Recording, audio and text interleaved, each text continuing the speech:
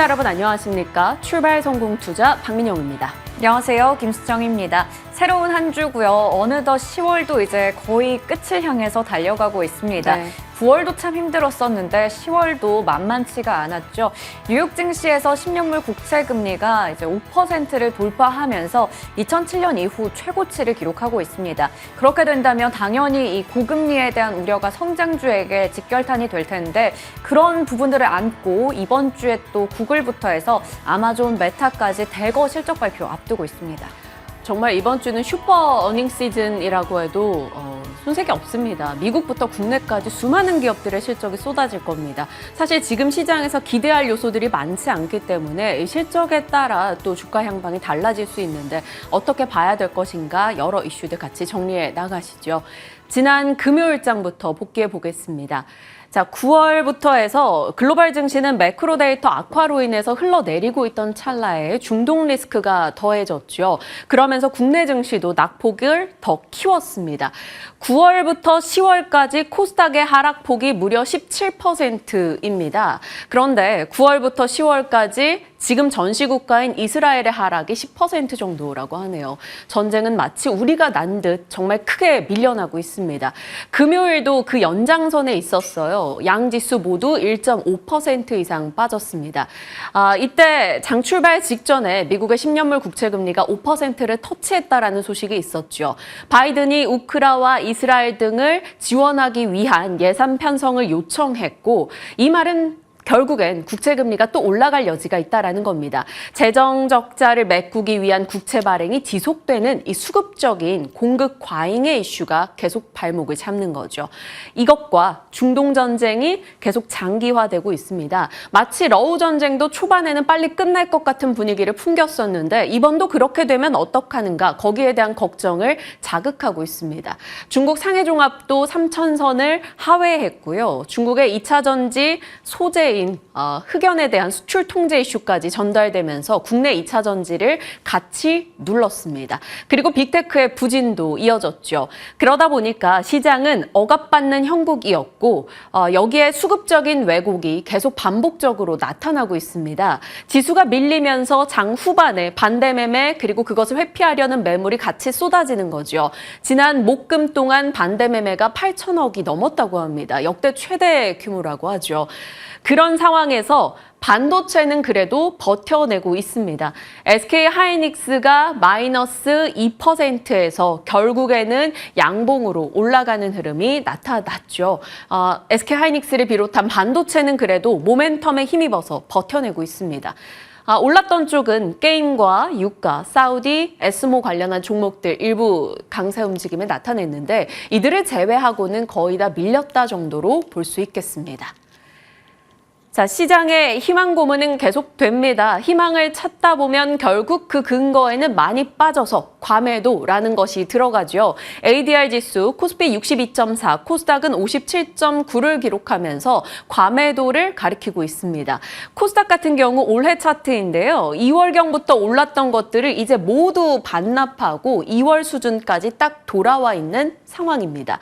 60일 신고가 종목이 20개 아래로 떨어지면서 통상적으로 과매도를 가리키는 데이터 등이 쏟아지고 있습니다. 그동안은 과매도를 가리켜도 거래대금이 실리지 않았었는데 지난 금요일에는 거래대금도 일부 좀 회복을 보였습니다. 자, 그럼 시장에서 희망 회로를 돌려서 결국에는 어느 정도 단기 반등이 가능하다면 기술적 반등이 나올 수 있다라는 목소리 힘이 실리고 있습니다. 하지만 이 기술적 반등을 우리가 잘 탈출하는 걸로 써야 되는 것인지 아니면 장기적 포트 전략을 꾸리는 데 써야 될지 그 활용 전략을 고민해 볼 시점인 거죠. 어찌 보면 이런 희망 회로 자체도 마치 고문처럼 느껴집니다. 우리는 지금 애매함 속에서 고통받고 있는 느낌이죠. 차라리 정말 손 쓸 수 없이 확 빠져버리면 그래, 단기 반등이라도 확신을 갖겠다라는 건데 지금 인플레나 혹은 금리나 전쟁 문제나 모두 다 애매하게 우리를 고통스럽게 하고 있다. 이런 목소리가 많이 들려옵니다. 어떤 전략을 짜야 될지 고민이 되죠. 이런 애매한 업턴에 대한 기대감을 오래 갖고 있다가 이제서야 정말 바닥이다라는 확신을 심어주고 있는 건 반도체입니다. 반도체 쪽 좋은 이야기는 그래도 많이 들려오죠. 지난 금요일자 기준까지 해서 10월 1일부터 20일까지 반도체 수출액을 살펴봤습니다. 메모리, 디램, 낸드 모두 다 QOQ 대비 증가세를 나타냈죠. 이날 SK 하이닉스도 2% 하락해서 결국 상승으로 거래를 마쳤습니다. 11월 제조업 경기 전망을 했는데 전반적으로 좋지 못한 가운데 11월 달에 반도체 업황 지수는 크게 개선될 것으로 예상이 되고 있고요. 곳곳에서 모바일 디램 가격이 올라갈 것이다 라는 이야기들 추정으로 나오고 있습니다. 트렌드포스에서 4분기 모바일 가격 인상 추정치를 또다시 올려잡기도 했죠. 거기에다가 이 메모리 쪽의 회복을 보여주고 AI 쪽에 HBM이 수요를 견인해 줄 것이다라는 모멘텀이 반도체를 그래도 지켜주고 있습니다. AMD, 엔비디아, 구글 등에서 HBM을 확보하기 위한 확보 경쟁에 돌입했다라는 뉴스도 있었죠. TSMC CEO는 실적 내놓고 나서 반도체 경기가 바닥이고 내년 성장은 건전할 것이다라고 코멘트 내기도 했습니다. 재고가 줄어드는 것에 초점을 맞추고 있네요. 그래서 선택한다면 또 반도체인 것인가 시장은 고민하고 있습니다.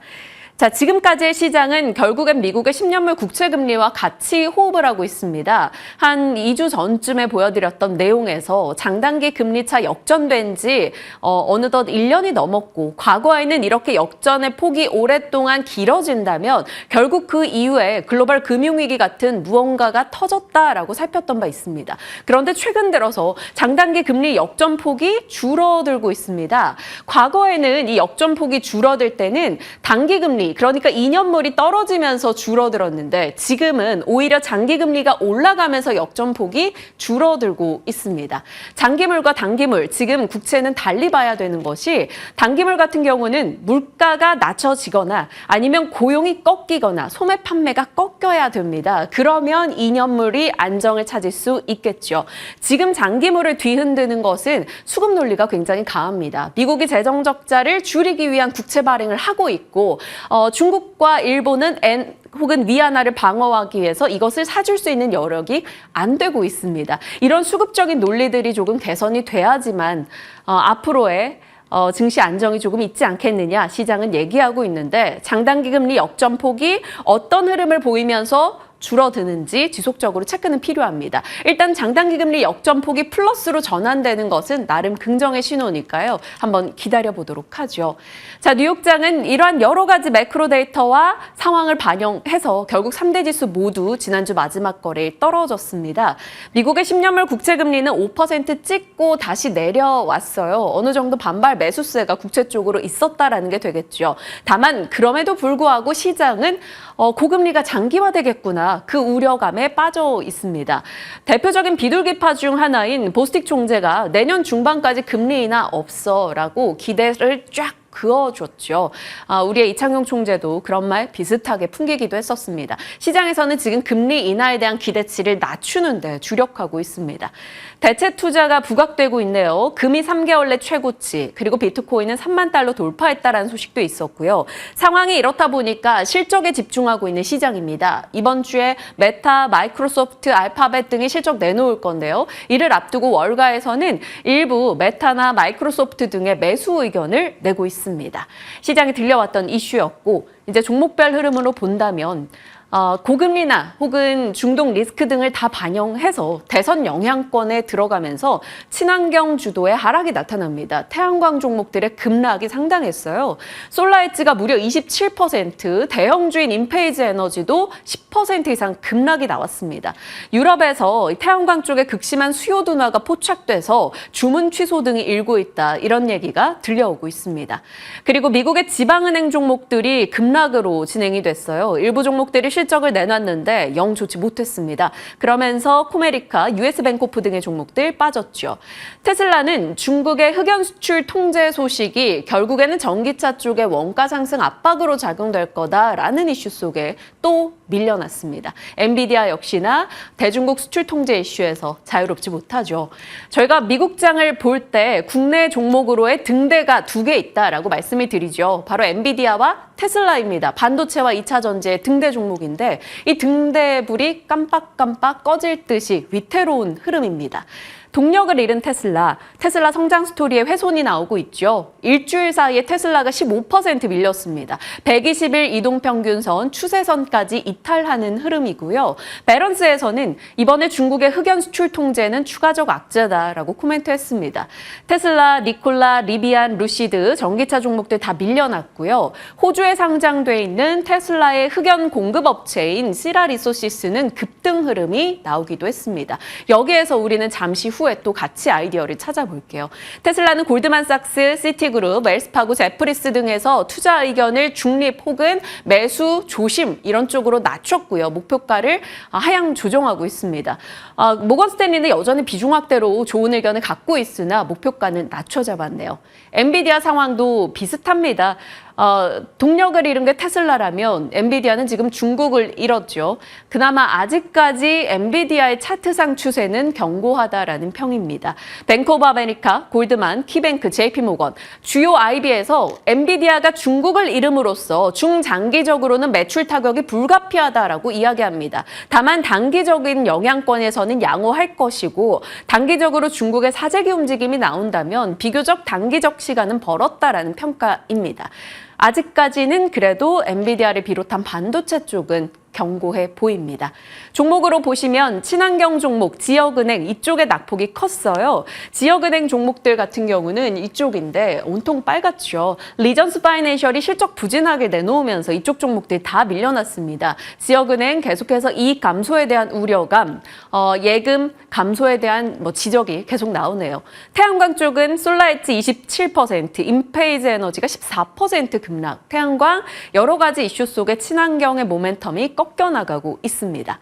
자, 애플이라도 이럴 때 잘 버텨주면 좋은데 아쉽네요. 애플이 6거래일 연속해서 하락하며 일주일 사이에 한 14% 밀렸습니다. 작년 1월 이후 최장기간의 하락폭을 기록하고 있다라는 소식 들려옵니다. 자, 좋지 못한 내용만 가득한 것 같습니다. 상황이 이렇다 보니까 지금 이 시기를 매수로 활용하자라는 목소리도 나오네요. 뱅크 오브 아메리카 대표적인 시장 비관론자였습니다. 마이클 하트넷 시장 전략가인데요. 그가 지금 매수 적기다라고 얘기했습니다. 그는 최근에 계속 비관론을 유지했었죠. 고물가가 고금리를 자극하고 결국 리세션이 올 것이다라는 이유였습니다. 그런데 여기에서 생각지 못한 변수가 생겼다라고 이야기하는데요. 바로 미국이 재정 지출을 끝도 없이 늘리고 있다는 겁니다. 이것은 미국의 재정 적자 규모인데 그만큼 경기 부양을 하기 위해서 엄청난 돈을 쓰고 있다는 거고 이로 인해서 고용과 GDP 성장이 지속되면서 리세션이 밀리고 있다라고 얘기합니다. 그리고 그 상황에서 때마침 미국장이 폭삭 내려앉았으니 지금 과매도다라는 얘기를 하는 거죠. 그래서 지금 사서 연말에 단기 랠리가 있을 것이니 그것을 활용해보자라고 얘기하고 있습니다. 다만 조건은 달았죠. 10년물 국채금리 5%, 유가 $100, S&P 500 42,000선 방어 조건. 일단 이것이 유지된다는 전제 하에 긍정의 시각을 낸 겁니다. 다만 강조한 건 단기 차원이다. 내년도 상반기 결국 경기 침체 올 것이다 라고 얘기했습니다. 결국 연말 단기 랠리를 위해서 지금 매수해서 그것을 잘 팔고 나오자라는 뜻으로 해석 가능하겠죠. 자, 이렇게 하나의 변수를 만들어낸 것이 바로 미국의 엄청난 재정 지출인데 바이든 정부에서는 이 재정 지출을 멈출 생각이 없어 보입니다. 이스라엘, 우크라이나 지원 명목으로 요청한 금액도 어마어마하니까요. 결국엔 바이든은 대선을 염두에 두고 움직임을 이어갈 수밖에 없습니다. 자, 대선 레이스가 11월 5일에 내년에 있을 일인데 올해가 아니라 내년 초부터 좀 영향권에 들어가지 않을까 시장은 전망했습니다만 지난주에 말씀드린 대로 이미 대선 레이스가 조금 빨라졌습니다. 그러다 보니까 시장은 정치 시즌이 개막했다라고 평가하며 시장의 질도 좋지 못한 가운데 정치 테마주가 국내에서도 정말 난동을 피우고 있습니다. 자, 사실 트럼프가 내밀고 있는 공약들이 그렇게 경제에 좋을 건가? 거기에 대해서는 아무도 확신할 수가 없죠. 일단 전 수입품에 대한 관세를 적용하겠다라고 합니다. 중국에서 들여오는 거 모든 거에 관세를 때려서 중국을 막겠다라는 건데 그러면 결국 미국의 물가 부담은 가중됩니다. 그런데 그럼에도 불구하고 여론조사에서 트럼프보다 바이든이 앞서고 있다는 건 지금 바이든의 경제에 대해 너무나 내부적인 불만이 크다라는 것을 확인할 수 있는 거고요. 그리고 이스라엘에 대한 광폭 지원을 이야기하면서 무슬림표의 이탈들도 꽤 많이 나오고 있다고 합니다. 자, 그런 영향 속에 지금은 일단 바이든이 조금 밀려나다 보니 친환경 쪽이 같이 흔들림을 보입니다. 다만 언제든지 뒤집힐 수 있는 내용이고요. 그러면 누가 되든 간에 가는 쪽을 선택해야 된다라고 지난주 말씀을 드렸었는데 중국 견제 명목에서는 결국 광물입니다. 광물 가지고 중국이 계속 갑질을 하고 있는 상황이니 이 부분의 내재화 움직임은 빨라질 것이고요. 그리고 중국보다 잘하는 게 반도체인 미국은 여기서 격차를 계속 벌려갈 겁니다. 그래서 반도체 쪽도 영향권에 들어가겠죠. 트럼프든 바이든이든 미국 주변에다 공장 짓겠다라는 건 동일합니다. 리슈어링, 결국 자동화 설비 쪽, 이런 쪽은 누가 되더라도 모멘텀은 가져갈 수 있기 때문에 지켜볼 여지가 있겠죠. 자, 광물 얘기가 나왔으니 지난 금요일부터 핫했던 광물 이야기 좀 하겠습니다. 미중 갈등의 불똥이 이번에는 검은 다이아몬드인 흑연으로 튀었습니다. KB 하이난 연구원의 7월 보고서를 보면 이런 내용이 있어요. 갈륨과 게르마늄 수출 통제 후에 추가적으로 중국이 건드릴 만한 내용은 히토류와 흑연이다라는 거였는데 지난 금요일에 결국 흑연 가지고 중국이 또다시 갑질을 시작했죠. 핵심 광물인 고민감성 흑연의 수출 통제를 하겠다라고 밝혔습니다. 흑연은 배터리 음극재 소재로 쓰이고요. 철강 혹은 문구, 우리 연필심, 샤프심에도 들어갑니다. 지금 시장에서 걱정하는 건 배터리 쪽이 되겠죠. 흑연을 사용한 음극재로 이 리튬 이온 전지 구조가 완성이 되면서 검은 다이아몬드라는 별칭을 받았기 때문입니다. 그래서 이 흑연에 대한 수출 통제가 가중된다면 결국에는 2차 전지 쪽에 타격이 또 예상될 것이다. 이런 우려의 목소리가 나오네요. 자, 그럼 그 부분에 대한 일정 부분의 감내를 하고 시장을 바라봐야 되고요. 앞으로 중요한 것은 결국엔 원재료 내재화 속도가 나겠구나. 중국이 계속 이런 걸 가지고 갑질을 하니까 우리가 조달하는 거에 시장은 집중을 할 겁니다. 그러면 원재료 내재화 쪽에서 흑연 부분에 강점을 갖고 있는 건 포스코 인터고요. 전구체 내재화 쪽으로 간다면 포스코 퓨처엠 등이 있겠습니다. 그리고 이런 광물의 중요성 결국 폐배터리도 자극할 여지가 있겠죠. 그리고 또 하나 시사점은 미국과 유럽의 전기차 육성 정책의 속도 조절입니다. 전기차 가지고 계속 성장을 해 나가려면 중국 광물에서 조금 자유로워져야 되는데 그 부분이 발목을 잡고 있기 때문에 어느 정도 속도를 좀 다운시키지 않을까 이런 얘기도 나오고 있습니다. 시장에서 트레이딩 관점으로 대응하는 건 흑연, 상보가 지난 금요일에 24% 급등하기도 했고요. 히토류 이 정도 되겠습니다. 다만 트레이딩 대응 어려우신 분들이라면 굳이 이런 쪽은 건들지 않는 게 좋지 않을까 싶네요. 자, 흑연 얘기까지 해봤고요. 저희가 매달 이제 수출 데이터 등을 보고 있는데 그동안 변압기는 수출 단가나 금액이나 굉장히 견고하고 탄탄했습니다. 그 부분이 계속 주가를 밀어 올렸던 건데 10월 20일까지의 잠정 데이터를 봤을 때요. 초고용량 변압기 수출 단가가 갑자기 뚝 떨어집니다. 지난달 16달러였는데 지금 11.4달러로 너무나 급격히 떨어졌습니다. 이게 이제 전달 대비해서 거의 30% 빠졌습니다. 무슨 일이 있었는지는 잘 모르겠습니다만 HD 현대일렉이나 효성중공업, LS일렉 이런 대형 변압기 만드는 업체들에게 심리적인 좀 압박이 되는 내용일 수 있어서 일단 주의하자라는 차원에서 정리해 넣어놨습니다. 자, 이번 주 실적 쏟아지죠. 실적 민감도가 올라가는 한 주입니다. 실적 나오고 세론으로 작용을 할지 아니면 실적 나오고 잘 나온 기업에 대한 호실적 매수가 들어올지 시장의 선택을 기다려야 되는데 지금으로서는 너무 많이 빠진 대형주도 많기 때문에 호실적 매수 유입에 대한 기대감이 꽤 높은 상황입니다. 자, 화요일은 포스코 그룹주들 줄줄이 실적 나올 거고요. 금융주들도 예정돼 있네요. 이날 발표되는 미국 기업들, 마이크로소프트, 알파벳 등이 있겠습니다. 수요일은 LG그룹주들 그리고 HD 현대그룹주들 실적 예정되어 있고요. 이날은 미국은 메타, 목요일이 SK 하이닉스 나오고 현대차 나오고 삼성그룹주들 줄줄이 실적이 준비되어 있습니다. 목요일은 아마존과 인텔의 실적도 봐야 되고요. 금요일은 자율주행 쪽에서 모멘텀 가져갈 수 있는 기업들 꽤 나오니까 체크가 필요해 보입니다. 실적 나오는 대로 저희 머니투데이 방송에서 그리고 투자뉴스 7에서 계속해서 정리해 드릴 거니까요. 저희 방송 체크해 주시길 바랍니다. 자, 삼성증권에서 주간 이제 종목액 추천 글을 올렸는데 재평가 대형주, 그러니까 지금 이 시점에 실적 나온과 동시에 봐야 되는 종목으로 SK하이닉스 꼽았습니다. 엔비디아가 견조하기 때문에 HBM 쪽을 이렇게 같이 기대해 볼 수 있다라고 얘기하는 거고요. 실적과 낮은 밸류 배당 모멘텀은 기아와 하나금융지주로 압축을 했습니다. IT 소부장에서는 이렇게 HBM 연결했고요. 로봇과 에스테틱 층에서도 코스메카 코리아, 현대오토에버는 긍정의 시각을 냈네요. 자, 이렇게 긍정적으로 실적 모멘텀 안고 좀 들여다볼 종목들이 꽤 있을 것 같기도 했는데 사실 이 이슈가 시장의 심리에 꽤 좋지 못하게 작용할 것 같습니다. 키움증권 내용이죠.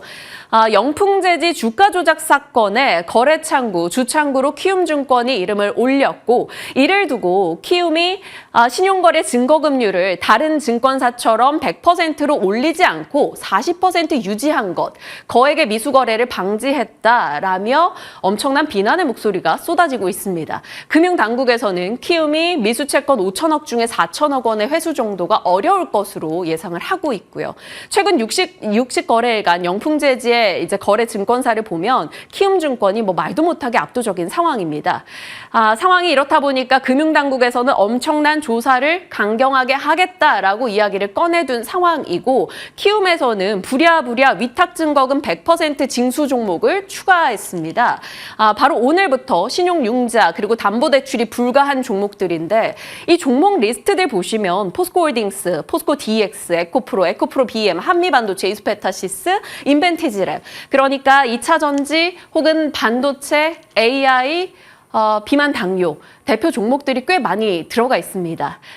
이쪽 종목들의 당장의 변동도 우려긴 합니다만 사실 반등해 줄 때 기대 섹터가 두루 들어가 있거든요. 그런데 이쪽으로 신용거래가 막혀버린다면 코스닥 반등을 좀 발목을 잡지 않을까 이런 지적 등도 나오고 있습니다. 어찌됐건 뺨 맞고 외양간 고치는 키움증권 때문에 투자자들 입장에서는 사실 울고 싶은데 뺨을 한 대 더 맞은 그런 느낌입니다. 일정입니다. 피치에서 현대차 기아 신혼등급 상향 가능성 언급했어요. 그래서 사우디 모멘텀도 현대차랑 살짝 얘기가 나오는 것 같아서 시장 흔들리면 자동차가 안정권인가 지켜봐야 되고요. 윤석열 대통령이 빈살만과 정상회담 진행 중이고 그 가운데서 어떤 모멘텀 나올지 모르겠다. 시장은 기대를 하고 있습니다. 이게 수소나 신재생으로 나올지 체크하시죠. 소 럼피스킨병이 지금 이슈가 되고 있죠. 그러다 보니까 이것을 대체하는 고기 혹은 동물 백신, 동물 진단 시약 이런 쪽으로 트레이딩이 엄청 빠르게 돌 수 있습니다. 그냥 이런 게 있다 정도로 체크해 주시고요. 중국에서 새로운 또 질병이 나왔네요. 마이코플라스마 폐렴이 확산되면서 이게 꽤나 좀 위기를 보여주고 있다라고 합니다. 그래서 수입산 치료제를 사재기하고 있다라는데 우리 코로나 때 막 인공호흡 종목 올라가고 이랬던 것 같은 느낌입니다. 관련 종목들 정도 이렇게만 확인하시죠.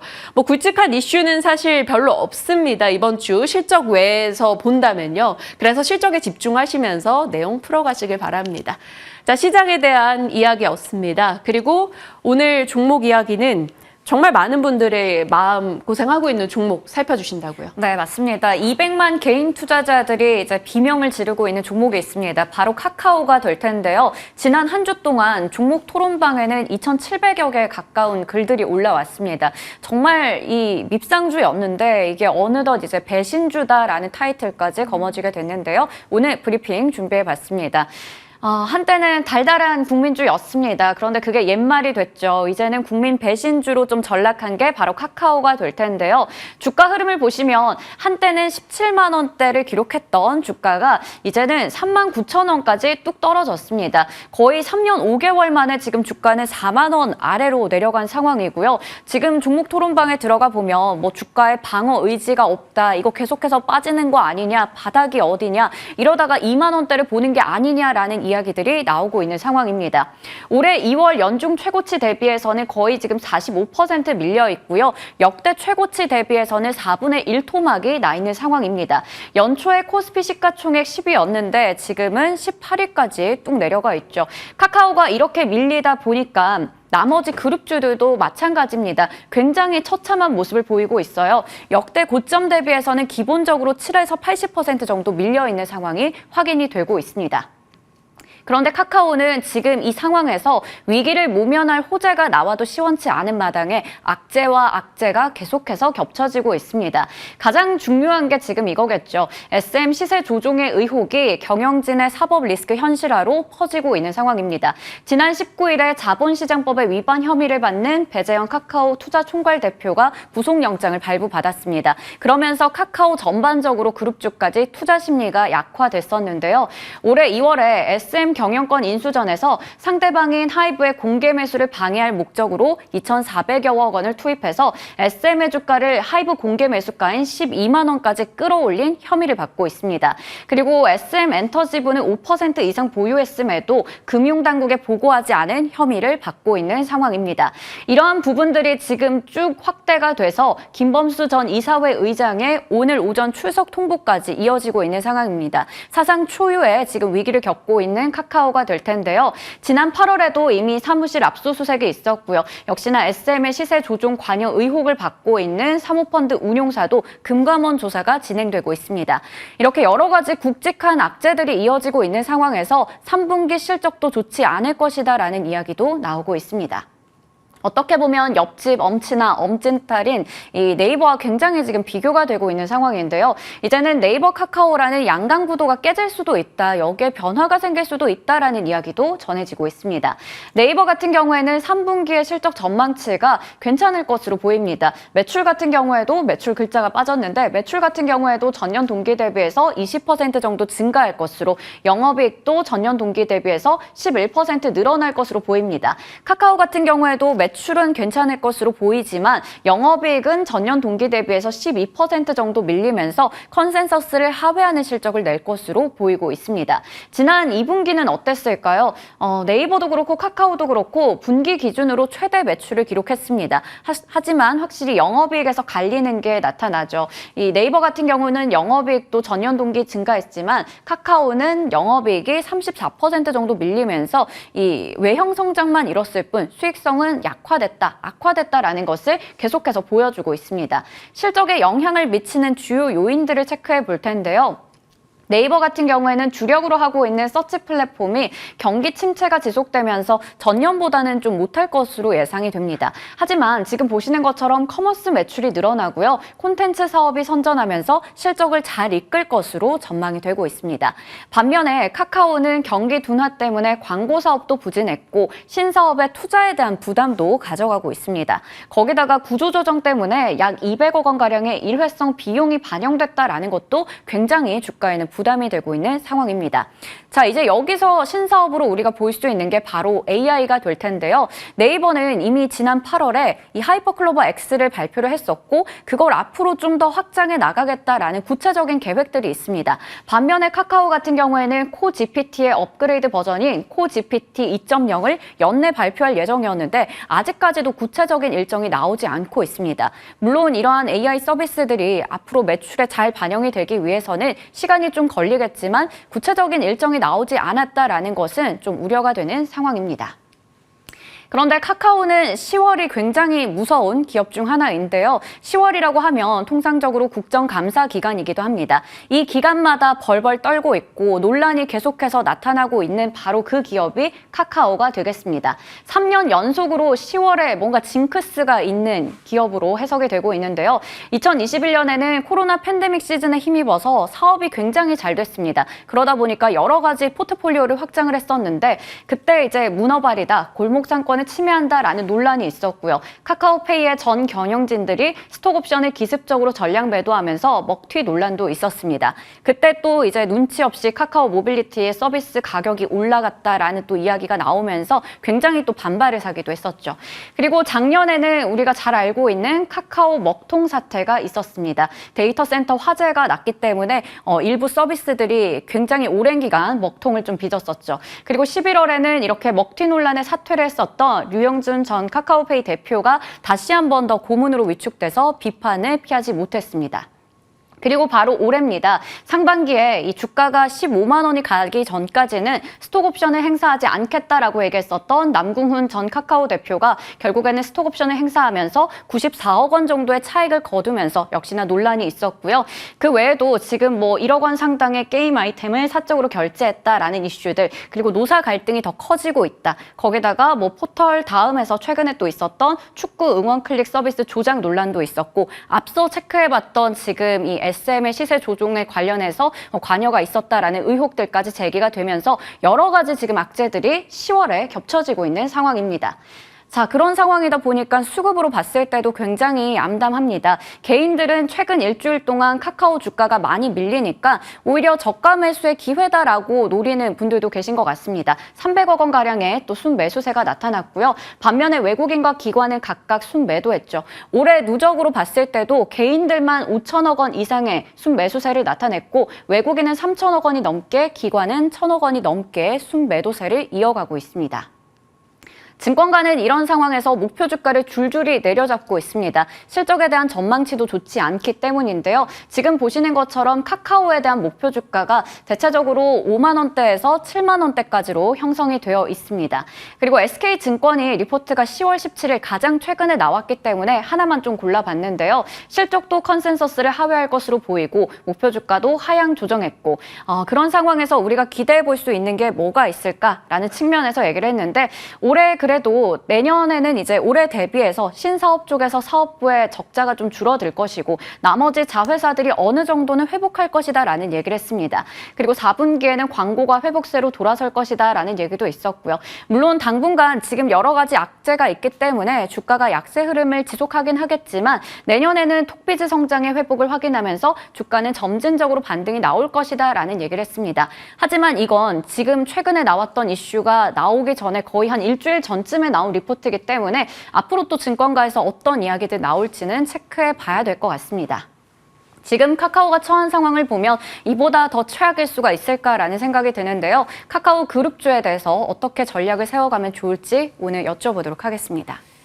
실시간 유튜브 채팅창에서도 확인이 되고 있는 정말 보유자분들이 많습니다. 그만큼 이 카카오 때문에 주식창 보기 싫다라는 분들도 많은데 어떻게 대응을 해야 될지 고민되는 시점입니다. 지금부터 이 내용 포함해서 시장 전략 같이 나눠가시죠.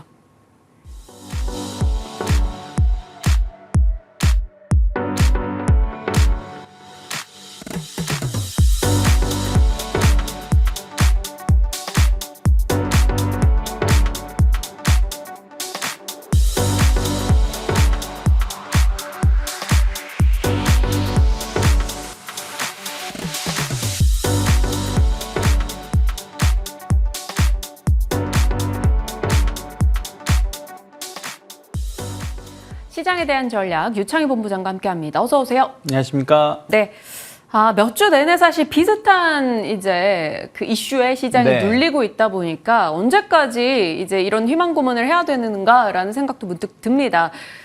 반도체 쪽은 버팁니다만 그래도 국채금리 5% 압박, 중동 리스크 혹은 중국 아시아권 좀 좋지 못하고요. 여러 가지 이슈가 계속 반복되고 있어요. 2차 전지도 계속 흘러내립니다. 이제 악재 나올 만큼 다 나왔다. 이 정도 밀렸다. 지금부터 매수다. 이런 얘기 해주셨으면 좋겠는데 쉽게 안 해주시겠죠? 근데 뭐 저는 악재는 거의 다 나왔다 생각하고 있어요. 그러니까 지난주에도 시장이 흔들린 것이 과연 중동 이스라엘 때문인가? 전 그렇게 보고 있지는 않습니다. 국채금리 때문에 올랐다고 보고, 그러니까 조정이 좀 심했다고 보고 있어요.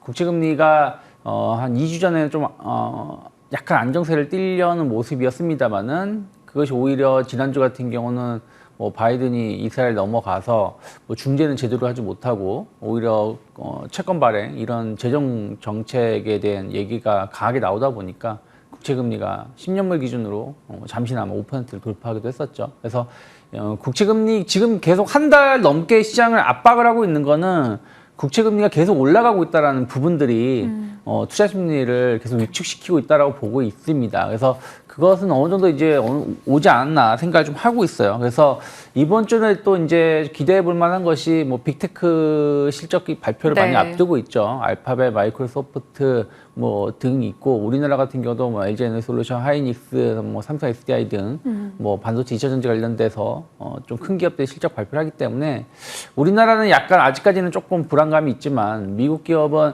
지난주 테슬라하고는 좀 다른 흐름들이 나올 수도 있지 않을까 생각을 좀 하고 있습니다.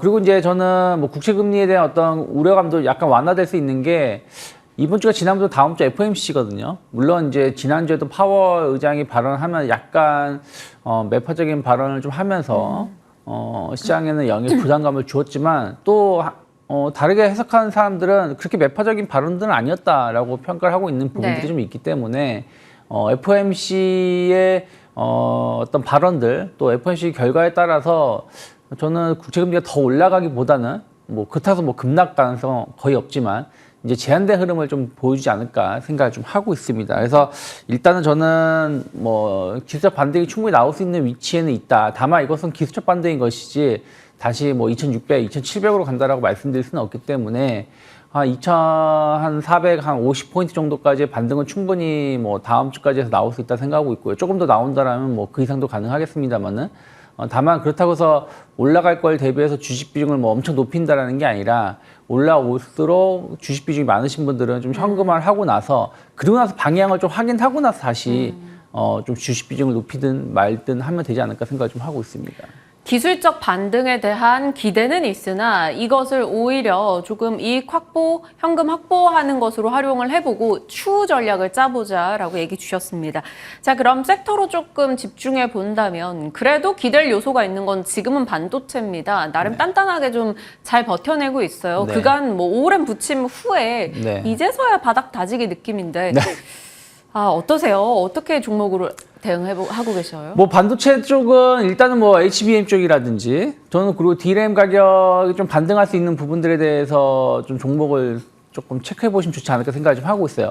저는 약간 이제 이번에 반등을 준다고 하더라도 그 전에 반등하고 이번에 반등하고 좀 이제 좀 달랐었던 점은 좀 뭐냐면은 네. 과거에 기술적 반등이 나오는 시점에서는 낙폭과대 종목군들이 강하게 반등을 줬었거든요. 근데 이번에 어쨌든 지지난주까지의 반등 국면에서 봤을 때 낙폭과대 종목군들 반등을 전혀 주지 못했습니다. 그 얘기 무슨 얘기냐면 AI 헬스케어라든지 로봇이라든지 뭐 2차 전지 뭐 이러한 섹터들 특히 AI 헬스케어라든지 로봇 이러한 쪽은 낙폭 과대가 아니었다라는 거죠. 무슨 말이냐면 9월 달에 9월 초까지 오버슈팅 준 것을 되돌림을 준 것이고 여기서 더 빠져지 낙폭 과대라는 인식이 좀 있었던 것 같습니다. 그러다 보니까 이들 종목들이 반등을 전혀 주지 못했고 오히려 2차 전지가 일부 반등 줬다가 좀 되돌림이 나왔고 반도체라든지 이런 쪽에 대해서 좀 낙폭과대 인식으로 좀 저가 매수가 좀 들어왔었던 것 같아요.